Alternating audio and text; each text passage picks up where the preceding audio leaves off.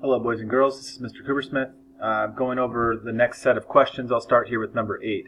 So this is a word problem. That means I'm going to require that you do a bar diagram and also that you check your work. You'll also want to define a variable. So let me read through the question. Seema runs 5 miles more per week than her sister Padme. If Seema runs 17 miles per week, which equation could be used to find the number of miles Padme runs each week? So one more time. Seema runs 5 miles more per week than her sister Padme. Okay, so there's two different sisters. It looks like Seema runs more, so I'm already thinking about my bar diagram. It looks like Seema's bar will probably be the top bar, the longer bar. And the question that I'm trying to find is which equation could be used to find the number of miles Padme runs each week? Okay, so this is actually going to end up being my variable. So let me switch over to this screen. And I can say, let's let some letter be the number of miles Padme runs each week. That will be our variable. And I'll pick a letter. Let's pick P for Padme. Okay. So Seema runs 5 miles more per week than her sister Padme. So I like I said earlier, I think Seema is going to be our top bar. So let's make the top bar first. When we're doing a bar diagram, the first thing we should think about is what is our top bar? So that's not Padme, that's Seema. So this is Seema actually. And we do know that she ran 17 miles in the week. So we can put 17 on this bar. Now we know that Padme is going to have a bar that's not quite as long as Seema's bar. And we've defined the variable to represent that bar, the length of that bar.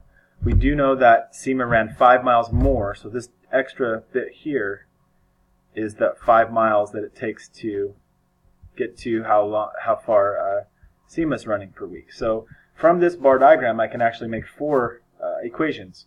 So I will start listing them out. It looks like right here we have an expression that I could write out as P plus 5, and we see that P plus 5 is equal in length to 17. So there's actually one of my expressions. We could also just use the commutative property of addition to switch these and say this. We could use subtraction and to say 17 minus P is 5, or we could say 17 minus 5 is P. Now, I'm going to go back to the question. The question's actually asking me to find an equation that matches this story problem, this word problem. And if I look through here, I will see that while this one is close, it's not quite what we're looking for. F isn't quite right. It's P plus 17 is 5. Ours is P plus 5 is 17, and that one is actually H.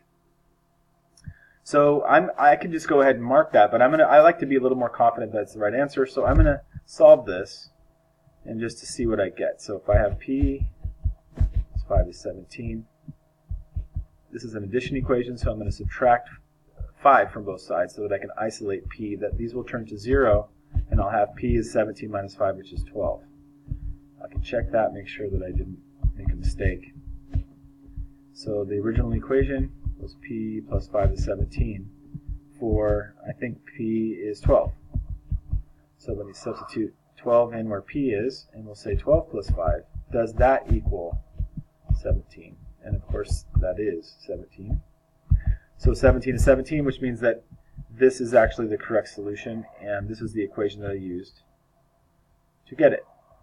So that does confirm what I was supposing about H. So I'm just going to say, for number 8, I'm going to say H and P plus 5 is 17. Now, if you wanted to be doubly sure that this was actually the correct solution, and you also kind of want to know that the other ones are not the right solution. So if we look at F, for example, and we solved for P, in this case, we would subtract 17 from both sides, and then we would get a negative value for the number of miles that Padme runs, which can't be the case. We know that we can't have negative distances, so we know that F is not the right answer. And we look at G, for example, we would add 17 to both sides, and we would get that P is 17 plus 5, which is 22. That doesn't match what we have here. Then over here we could subtract 5 from both sides and get exactly, this is actually the one we chose, and get that P is 12. And then this one, we're adding 5 to both sides, and it's just going to be like G here. It's going to be that P is 22. So that gives me confidence that this is wrong, this is also wrong, and H is my answer. So that's the end of number 8. So let's look at number 9. Hugh bought 2 bottles of water. If the total cost of the water was $4.50, which equation could be used to find the cost of each bottle of water? So this is kind of like the last question. We're being asked to find an equation, not necessarily solve it. But I'm going to go ahead and solve it anyways. So before I look at these, I'm not even going to look at them. I'm just going to solve this myself and then get what I think is the right answer. And then I'll see if I can match one of the answers that's already there. Hugh bought 2 bottles of water. Okay. If the total cost of the water was $4.50, so I'm seeing the word total. That's immediately making me think about that top bar. Which equation could be used to find the cost of each bottle of water? So that looks like the thing we're looking for. This is our question, and that therefore is going to be my variable. So let me go back over here and let's solve number 9. We're going to let some letter be the cost of each bottle of water.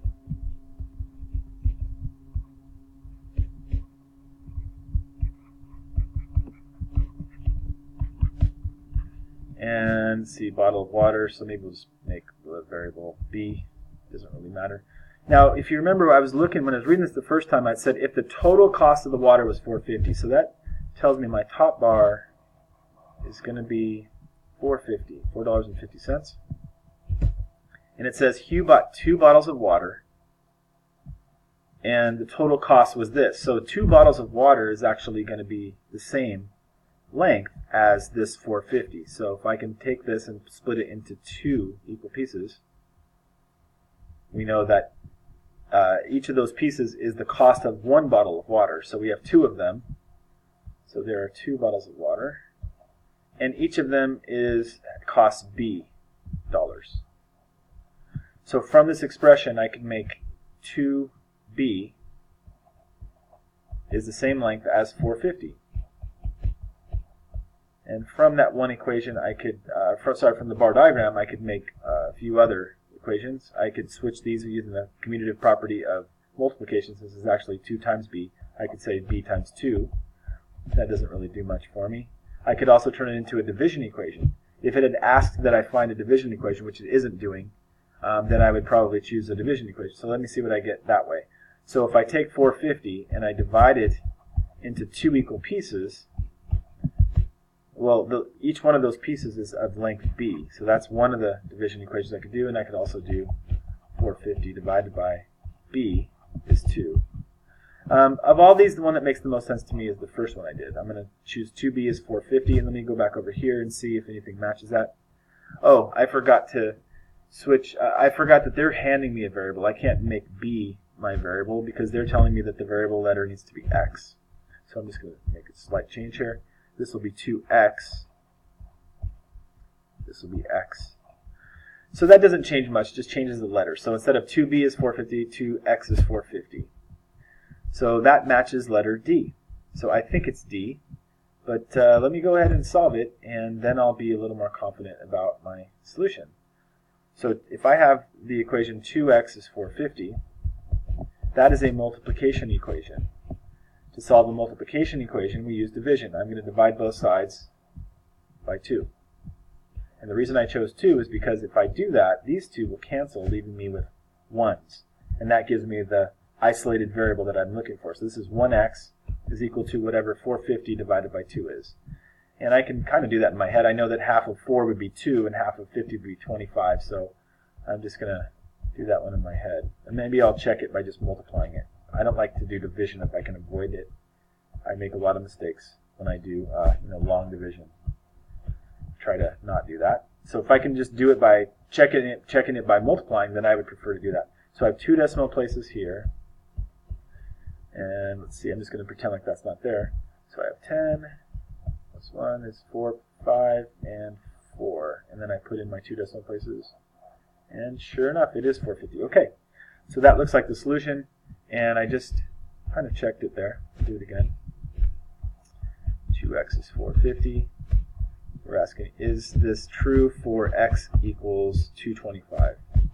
So we will substitute wherever we see an x, we can put 225. So we'll say 2 times 2.25 does that equal 450? Well, I just already proved that. I just multiplied that right over here. 2 times 225 is right here. It is 450. So 450 does equal 450, and my solution is correct. So I can put a box around this, and I am done checking it. I've done a bar diagram, and I feel pretty confident going back and saying, sure enough, it is D. And I'm just going to leave it as that. In your test, you might want to write out the equation just to make it more clear what you're choosing. Okay, going on to number 10, another word problem. This one's a little more interesting. It says 1/3 of the tomatoes in the garden are ripe. If 6 tomatoes are ripe, which equation can be used to find the total number of tomatoes in the garden? Okay, let me read that again. 1/3 of the tomatoes in the garden are ripe. So I'm already picturing a bar diagram. So if I have all the tomatoes in the garden, I can chop that into 3 pieces, and one of those pieces, 1/3, are the ones that are ripe. So, and then I'm told that if 6 tomatoes are ripe, so that 1/3 is actually 6. Then I can say which equation can be used to find the total number of tomatoes in the garden. Okay, so that's what I'm looking for. I'm going to define a variable to be the total number of tomatoes in the garden. So let some letter be the total. When I hear total, I'm thinking top bar in my bar diagram. Total number of tomatoes in the garden. Okay, that's my variable. Great, and then I need to pick a letter. I'll just pick T for tomatoes, or T for total. When I make a T, I have to be careful. It looks like a plus sign, so if I just put a little curly Q on the end, then it doesn't look like a plus sign. Okay, so T. Now, the top bar we know is actually, that is T, because the total number of tomatoes in the garden is the thing that we're looking for. So that is the largest value in this particular word problem. So like I said earlier, if you take all of the tomatoes in the garden and you cut them into thirds and you choose one of those thirds. So let me chop this. Let me just make another bar down here. I'll leave that one on top just as T. This one I'll cut into, see if I can make thirds here. Thirds. So this piece here is actually 1/3 of T, and I could write that out, 1/3 T. We've been talking this week about another way to write this. 1/3 T means 1/3 times T, which we could write like this. So this is actually T over 3. So either one of those. I believe we'll need one of those. So these are the same. These are actually the same value. And we are also told in the story that the ones that are ripe, is 1/3 of them are ripe. So these are the ripe ones. And that is the number 6. So we know that 1/3 is 6. So we could have either T over 3 is 6, or we could use this form of it and say 1/3 T is 6. So let me look and see what the equations are. 6T is 3. That doesn't look like what I have. 3T is 6. No. Subtraction, no. It does look like this first one, F. T over 3 is 6. Yep, that looks like the one that we want. And I'm just going to stop there. I think I'm running out of time on the screencast. So if I wanted to solve for T over 3, I could certainly do that. T over 3 is 6. The way that we get rid of the denominator in a division problem is by multiplying the denominator on both sides of the equation. And these will cancel, leaving me with T is 18. And I would check it. I'm not going to go through the check step for this problem since I'm running out of time. Oh, wait, I have another minute. Let me just do it really quick. This will take 30 seconds. So for T is, no, sorry, that's not 18. That's supposed to be, let's start over. T over 3 is 6. 4T is 18. So let me plug that in here. And is it true that 18 over 3 is 6? It surely is true. So that does look like to be the solution. And then if I just go back, I can just make sure that that is, the other ones are not that. So this is not that. This would be, T would have to be 1/2 to do that. This would have to be T is 2.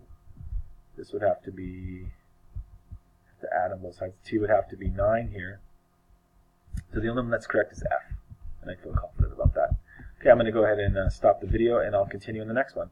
Thanks for watching.